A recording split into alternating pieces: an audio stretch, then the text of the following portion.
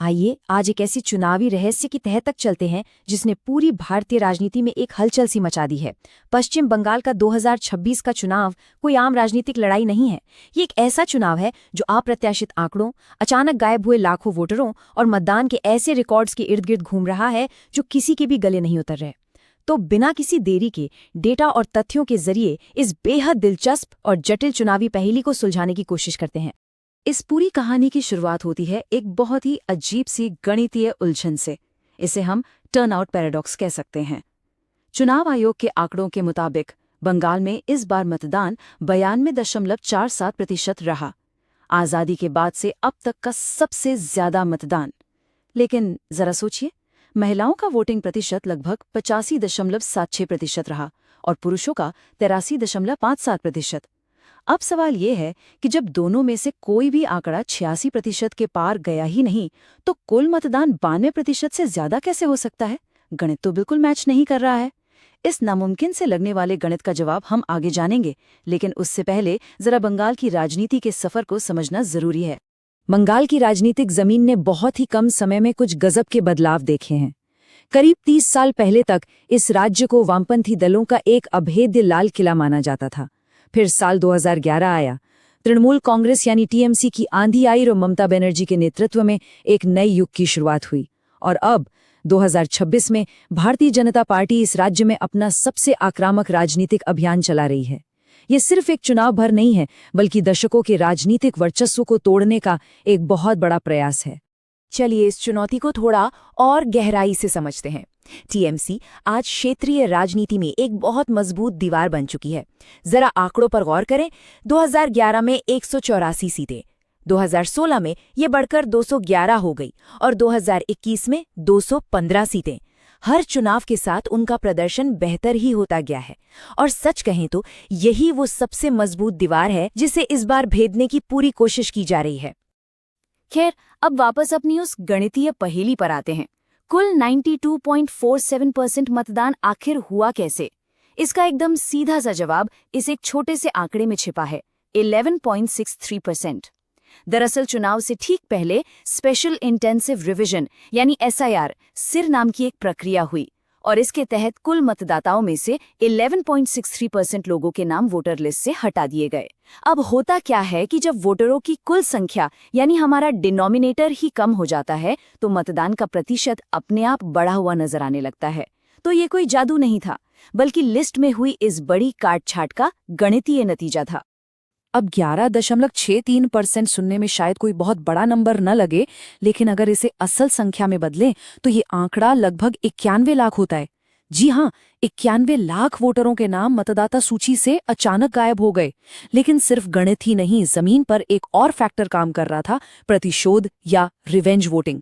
केंद्रीय बलों की सख्ती और वोटर लिस्ट से नाम कटने के डर ने टीएमसी के समर्थकों को भारी संख्या में घरों से बाहर निकलकर वोट डालने के लिए प्रेरित किया और इसी चीज ने इस मतदान प्रतिशत को ऐतिहासिक स्तर पर पहुंचा दिया। अब इतने बड़े पैमाने पर छटनी होगी तो राजनीतिक बवाल मचना तो तय है। सत्तारूढ़ टीएमसी का सीधा आरोप है कि यह एक सोची समझी साजिश है, जिसके तहत अल्पसंख्यकों, प्रवासी मजदूरों और गरीब बंगाली भाषी लोगों को उनके लोकतांत्रिक अधिकार से वंचित किया गया। वहीं दूसरी तरफ बीजेपी का बचाव बिल्कुल स्पष्ट है। उनका कहना है कि चुनावी निष्पक्षता बनाए रखने के लिए फर्जी वोटरों और अवैध घुसपैठियों को हटाना एक बेहद जरूरी और अनिवार्य प्रक्रिया थी। ये विश्लेषण दोनों पक्षों को जस का तस रख रहा है, ताकि हम समझ सकें कि ये आंकड़ा जमीन पर कितनी बड़ी राजनीतिक लड़ाई का रूप ले चुका है। लेकिन इस पूरी प्रक्रिया का जो जमीनी सच है वो थोड़ा परेशान करने वाला है। जिन लोगों के नाम लिस्ट से कटे, उन्होंने अपील की। ऐसे करीब 34 लाख अपीलें पेंडिंग थीं। सुप्रीम कोर्ट के आदेश पर 19 ट्राइब्यूनल बनाए गए, लेकिन मतदान के दिन क्या हुआ? लॉजिकल डिस्क्रिपेंसी यानी तार्किक विसंगतियों के चलते लगभग 27 लाख वोटर पोलिंग बूथ पर गए और बिना वोट दिए ही फंस गए। इस पूरी प्रशासनिक और कानूनी भूल भुलैया से निकलकर केवल 1468 लोग ही अपना नाम वापस जुड़वा पाए। तो यहाँ सबसे अहम बात यह है कि ये सिर्फ कोई कागजी आंकड़े नहीं है। 25 विधानसभा क्षेत्र ऐसे हैं जहाँ वोटर लिस्ट से हटाए गए लोगों की संख्या पिछले चुनावों में वहाँ के हार जीत के मार्जिन से भी कहीं ज्यादा है। इसका सीधा सा मतलब ये हुआ कि ये जो गायब हुए लाखों वोटर हैं, यही 2026 के चुनाव में असली किंग मेकर साबित हो सकते हैं। अब ये तो हो गई आंकड़ों और लिस्ट की बात, लेकिन जमीन पर जनता के मन में क्या चल रहा है, इस तनाव का असर मतदाताओं की सोच पर कैसे पड़ रहा है, इसे समझने के लिए हम वोट वाइब के इस विस्तृत सर्वे पर नजर डालते हैं, जिससे जमीनी हकीकत की कुछ बहुत दिलचस्प बातें सामने आती हैं। भवानीपुर का महामुकाबला, ममता बनर्जी बनाम शुभेंदु अधिकारी। आइए सीधे इस हॉट सीट पर चलते हैं। पूरे राज्य की राजनीति का मिजाज समझने के लिए भवानीपुर से बेहतर जगह कोई नहीं। इसे हम भारत का एक छोटा रूप भी कह सकते हैं। और यहाँ मुकाबला सीधे मुख्यमंत्री ममता बनर्जी और उनके सबसे बड़े प्रतिद्वंदी शुभेंदु अधिकारी के बीच है। शुभेंदु अधिकारी जो खुद नंदीग्राम में भी अपना गढ़ बचाने की लड़ाई लड़ रहे हैं। ये एक ऐसी वीआईपी सीट है जहां मुख्यमंत्री आवास के महज 200 मीटर के दायरे में सारी रणनीतियां बन रही हैं, और इसी भवानीपुर में वोटर कटने का असर सबसे ज्यादा सटीक रहा है। यहां से लगभग 51,000 वोटरों के नाम काटे गए हैं। मतलब यहां के कुल मतदाताओं का 21% एक ही झटके में हर 5वें व्यक्ति का वोट देने का अधिकार खत्म। और अगर हम इन कटे हुए नामों का थोड़ा सामाजिक समीकरण देखें तो एक बहुत ही चौंकाने वाला पैटर्न सामने आता है। भवानीपुर की कुल आबादी में मुस्लिम समुदाय सिर्फ 20% है, लेकिन जिन 51,000 लोगों के नाम काटे गए उनमें से 42% मुस्लिम वोटर हैं। ये आंकड़ा सीधा उस वोट बैंक पर असर डालता है जो ऐतिहासिक रूप से टीएमसी का सबसे मजबूत आधार माना जाता रहा है। इसके साथ ही एक और वाइल्ड कार्ड है जो इस चुनाव में बड़ा खेल कर सकता है, वोटों का बंटवारा। सर्वे के आंकड़ों के मुताबिक 25% से ज्यादा वोटरों का मानना है कि निलंबित टीएमसी विधायक हुमायूं कबीर जैसे नेता जो अत्यधिक ध्रुवीकृत इलाके हैं वहां अल्पसंख्यक वोटों को काटने का काम कर सकते हैं। ये ऐसे छोटे छोटे फैक्टर हैं जो किसी भी करीबी मुकाबले के नतीजे को पूरी तरह पलट सकते हैं।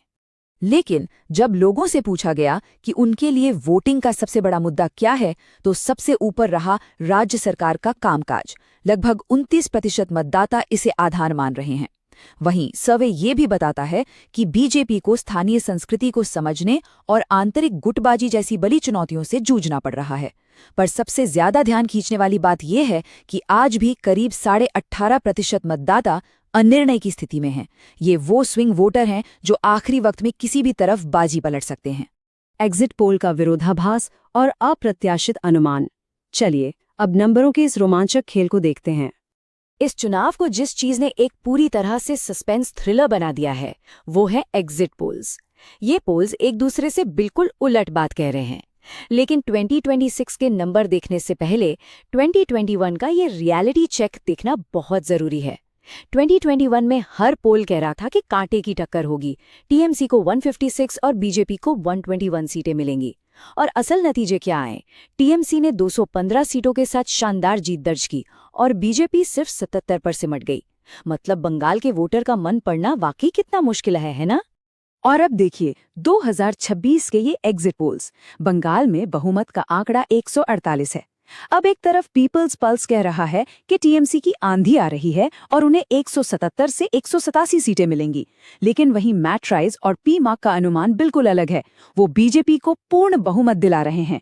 ये कोई छोटा मोटा अंतर नहीं है, ये तो दो बिल्कुल अलग अलग कहानियां हैं। और यही विरोधाभास इस चुनाव को दशकों का सबसे रोमांचक चुनाव बनाता है।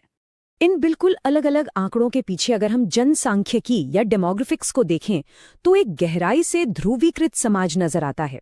टीएमसी को महिलाओं और मुस्लिम मतदाताओं का भारी समर्थन मिलता दिख रहा है, तो वहीं बीजेपी अनुसूचित जाति, अनुसूचित जनजाति, ओबीसी वर्गों और युवाओं के बीच भारी बढ़त बनाए हुए है। समाज के अलग अलग हिस्से बिल्कुल अलग अलग दिशाओं में वोट कर रहे हैं। तो सब कुछ देखने और समझने के बाद आखिर में सवाल वहीं आ खड़ा होता है। एक तरफ 92% का वो हैरान करने वाला रिकॉर्ड मतदान है, दूसरी तरफ 91 लाख गायब हुए वोटरों का साया है, और फिर ये पूरी तरह से विरोधाभासी एग्जिट पोल्स। इन सब के बीच भारतीय राजनीति के इस सबसे मजबूत किले की चाबी असल में है किसके पास? इसका सटीक जवाब तो अब चुनाव के नतीजों वाले दिन ही मिलेगा।